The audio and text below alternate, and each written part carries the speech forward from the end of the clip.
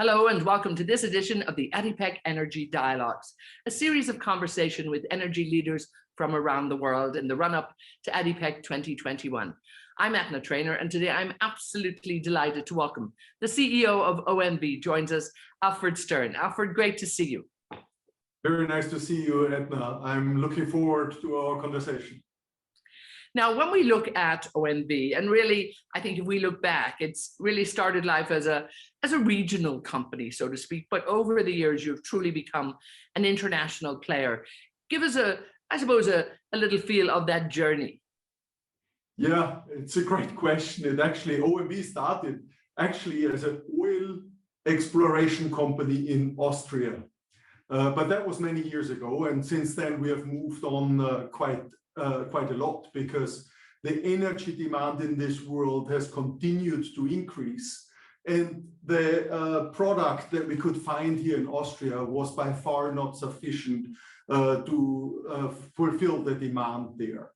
So we went internationally, but let me focus a little bit more on the last couple of years, because in those years, we really went very international. If you look at our business today, we have three business segments: exploration and production, refining and marketing, and our newest segment, chemicals and materials. In exploration and production, over the last couple of years, we have added three regions to our portfolio. We started with Russia. We added upstream assets in Abu Dhabi, and we also went to Asia, to Malaysia, and added assets there. In refining and marketing, we added the participation in the ADNOC refinery in Abu Dhabi to our portfolio of the refineries in Austria, in Germany, and Romania. And last but not least, with our Borealis acquisition last year, we significantly increased our footprint in chemicals and materials, but also added quite a number of locations. We added a lot more production locations in Europe, but we also added joint ventures in North America and activities in Asia, and of course, our Borouge joint venture in Abu Dhabi. So, and indeed, yes, that keeps you very busy. Yeah, very global footprint with significant growth potential. And a wonderful position to be in. But talk to us a little bit more about the Gulf. What are you doing here? And, looking forward to the future, what can we expect? Yeah, Abu Dhabi for us is a key region. It's really important, our partnership that we have. And it's really about two different key partnerships that we have there. Let me start with one, together with Mubadala. They have been a shareholder of OMV for a very long time and are our second biggest shareholder. So together with the Austrian state holding company, ÖBAG, they are the two biggest shareholders that we have. And that's very important for us, because they have been a long-term committed investor, and they have been with us for a long time on our journey to become what we are today and part of our success. So that is important. The second piece is really our multiple partnerships with ADNOC, the Abu Dhabi National Oil Company. And there, over the years, we have really grown into many partnerships across the whole oil and gas value chain. So we have upstream partnerships with ADNOC. We are a partner with ADNOC in their big ADNOC refinery in Ruwais. We also have, together, we are active there in ADNOC global trading and marketing. And then last but not least, we have our petchem activities with Borouge. And that Borouge activity has been growing over the last couple of years and is really quite a successful petchem activity that we have together in Ruwais, in Abu Dhabi, and globally, with, again, quite significant growth potentials. And we are just by the end of this year, will bring on stream our fifth 4-star polypropylene plant that is going to increase the capacity of Borouge by another 10%. Now, of course, all of this is essential to keeping the economy going, but right now you have to be looking to the future. And when we look to the future, there are a lot of concerns on climate change, on the environment. Where does OMV fit in here? And how are you managing this right now?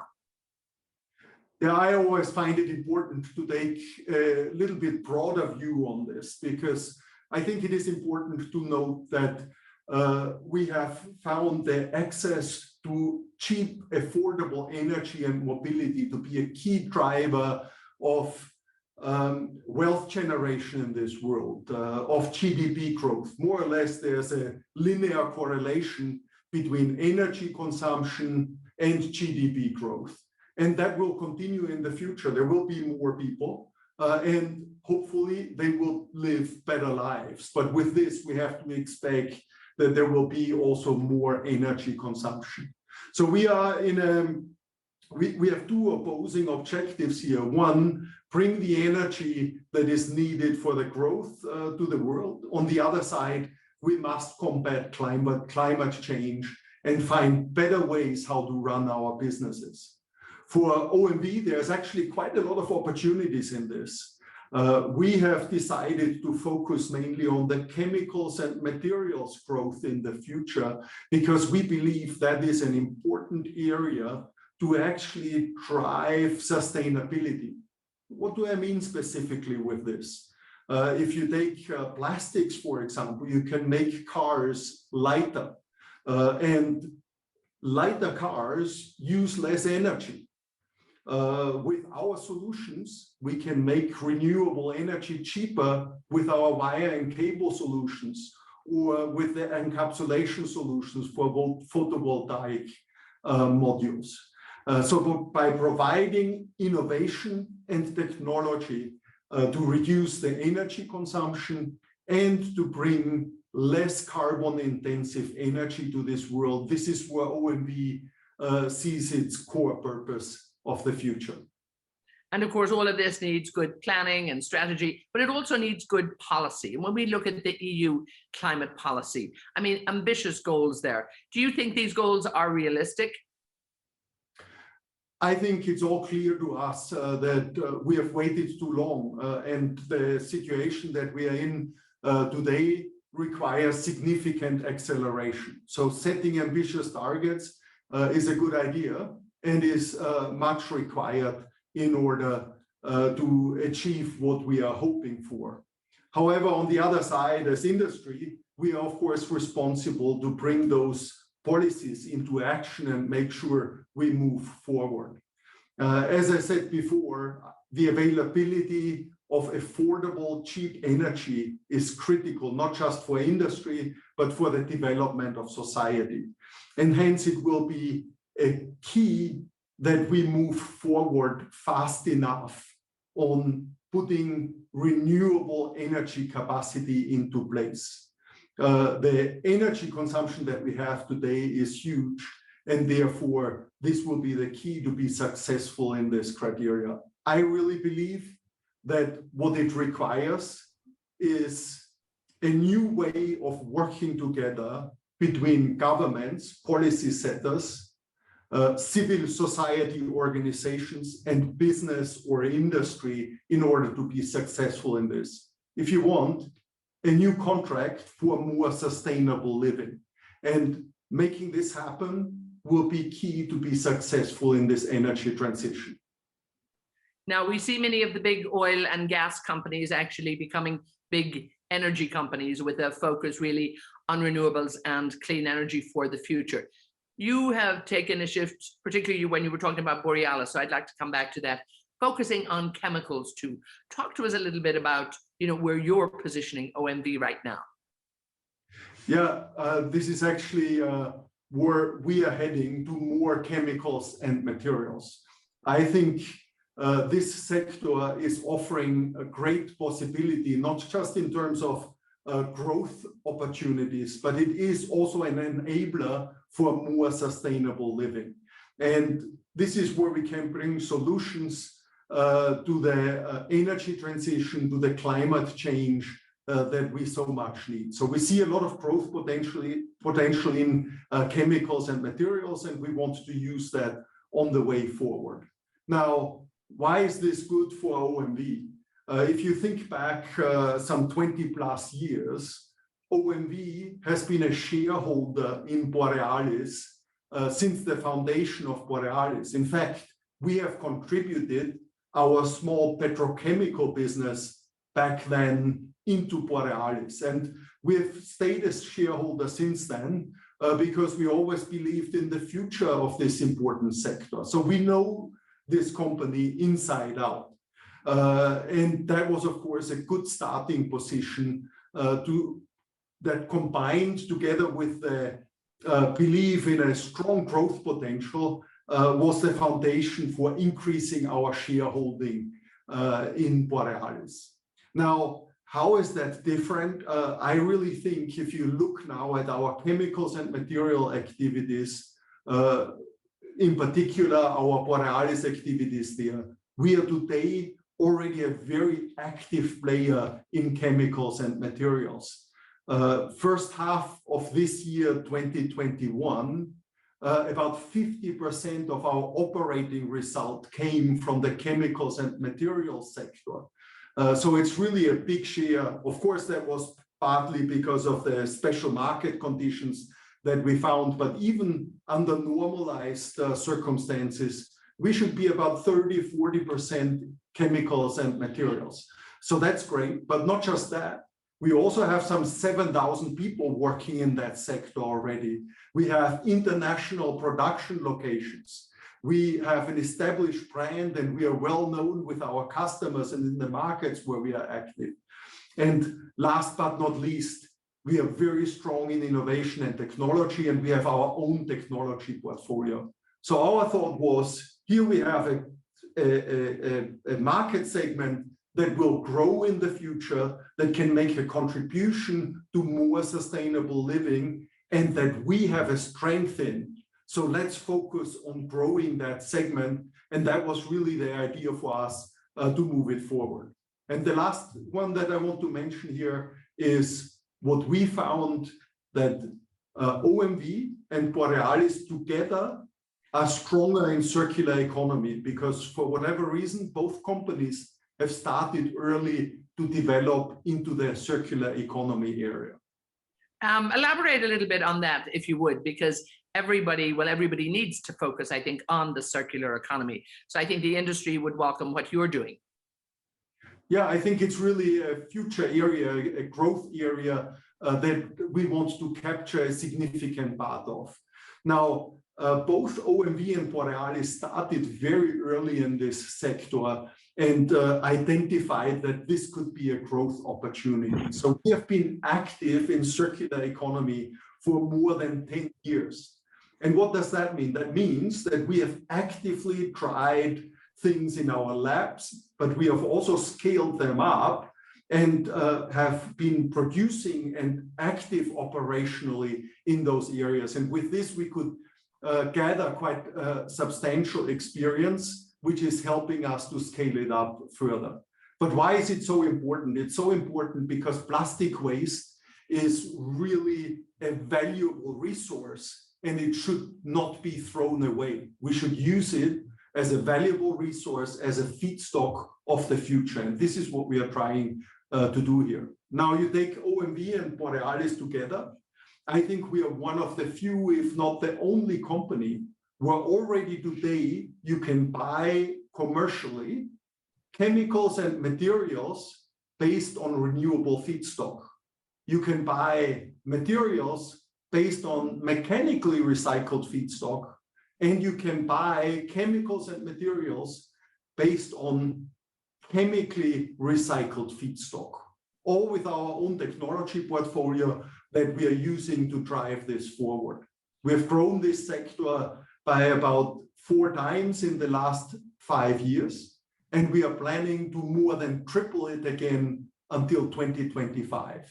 So we see this as a big future growth opportunity that can help us to produce our products with less energy and less CO2 footprint, but in addition, it puts a value to plastic waste.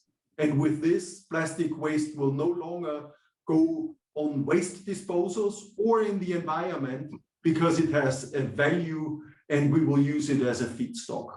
And you know, with such a program, to use circular economy to finance waste collection, we have actually received an ADIPEC award 2 years ago with our project STOP in Indonesia. So it's a complete win-win for everybody, for the producer, for the consumer, for the environment. Fascinating to hear how you do that. And of course, it's all in the science. So well done. I mean, keep up the good work on that one. Let me just come back. We have just a few quick questions here. Talk to me about partnerships, and you have spoken a bit about some of the great partnerships that are in place, but particularly here with Mubadala in the Middle East. Talk to us about, you know, the role right now and indeed for the future. Yeah, Mubadala, of course, has been a shareholder of OMV for the last 27 years. So it's that long already. And that partnership over such a long time has, of course, kept evolving and was a key driver for our success and for our development at OMV. It was started with a smaller share, and over time, Mubadala increased their shareholding, and they own today 24.9% of OMV. With this, they are the second biggest shareholder, and they are working closely together with our biggest shareholder, the Austrian state fund called ÖPAC. They have 31.5%. So together, those two partners are really instrumental for our success, for our sustainable development in the future. And they've always been great supporters to make sure that we can develop and grow the company into a more promising future. And I hope this will continue like this for a long time. And I'm looking forward to that partnership. And another partnership that's very important too, and one we're looking forward to, is you're a partner at ADIPEC 2021. And of course, you've always been exhibiting there, and it's always wonderful to see you and to catch up and to hear your views on the industry. But talk to us about what can attendees at ADIPEC 2021 expect. And indeed, we're all going to come, of course, and see the OMV stand, make sure we hear and listen to what's going on. But give us a feel for what you feel we're going to be looking forward to. Yeah, we are very excited about this ADIPEC. You know, it's not just because after a pandemic, everybody is hungry to finally come together with business partners and other people from the industry again and discuss important subjects of the future and identify new partnerships. So that will be very exciting. And because it's so exciting, we will have the biggest participation we ever had at the ADIPEC. We will have a very nice stand where we are trying to represent the entire OMV group. So we will participate as OMV and also together with our two majority-owned companies, Borealis and OMV Petrom. And we will have representation from both of those from all three of those companies also at the ADIPEC. We will show our capabilities where we have our strength. And we will participate actively in the whole ADIPEC conference. All of my executive board colleagues will also attend the ADIPEC and will also be part of different panels where we will discuss about innovation and technology, where we will discuss about circular economy, and where we will also discuss about diversity and inclusion. And I myself will also be a part of a panel where we will talk about the new normal for demand in our industry. So it will be really a great time. I'm really looking forward to meet some of the key partners, but also to meet some of the maybe new future partners. Indeed, as always, ADIPEC, the meeting place for the world. So we're really looking forward to having you there. And thank you so much, Alfred, for taking this time. It's been great to have you. Thank you so much. Thank you very much, Ethna. It was great talking to you. And of course, this has been the ADIPEC Energy Dialogues, and I was delighted to have this conversation with the CEO of OMV, Alfred Stern. Now, we will continue to bring you more ADIPEC Energy Dialogues, but be sure to register and make sure you're coming to ADIPEC 2021 in Abu Dhabi. We'll all be there, and we will really be looking forward to seeing you back in person at really the greatest energy show in the world. So thank you all for watching, and we'll be in touch. Stay connected. Thank you so much.